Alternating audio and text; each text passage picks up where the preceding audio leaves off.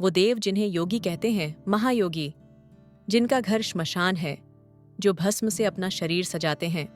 लेकिन क्या आपने कभी सोचा है, शिव भस्म क्यों लगाते हैं? क्या ये सिर्फ वैराग्य है या इसके पीछे छिपा है कोई गहरा श्राप, कोई रहस्य?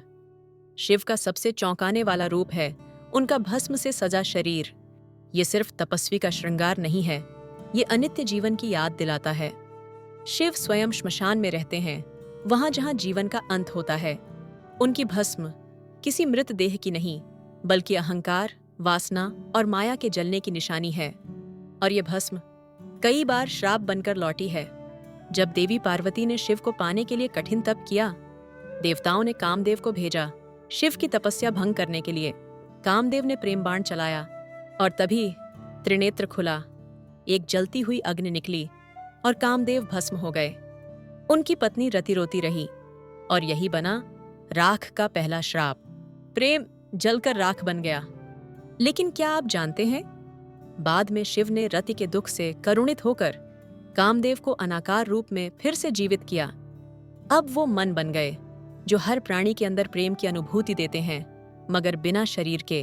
अब एक और कहानी, और ये कहानी सीधे जुड़ी है भस्म के नाम से। भस्मासुर, एक राक्षस जिसने शिव की घोर तपस्या की।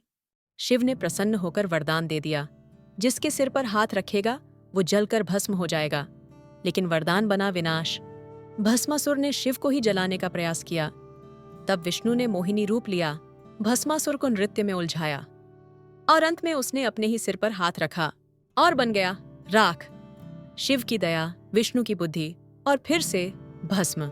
एक और कम जानी पहचानी मगर शक्तिशाली कथा है महर्षि दधीचि की। जब इंद्र को वज्र चाहिए था, शिव ने सुझाव दिया कि किसी आश्य को अपनी हड्डियां दान करनी होंगी। महर्षि दधीचि ने संकोच नहीं किया, अपना शरीर त्याग दिया, जलकर भस्म हुए और उनकी हड्डियों से बना इंद्र का वज्र। ये भस्म बनी रक्षा की शक्ति। तंत्र परंपरा में शिव को भैरव रूप में पूजा जाता है। श्मशान में साधना, मृत देह की भस्म से शरीर का लेप। ये कोई अंधविश्वास नहीं, ये है माया को भस्म कर देने की क्रिया। जो शरीर की माया से ऊपर उठेगा वही सच्चे शिव को पाएगा।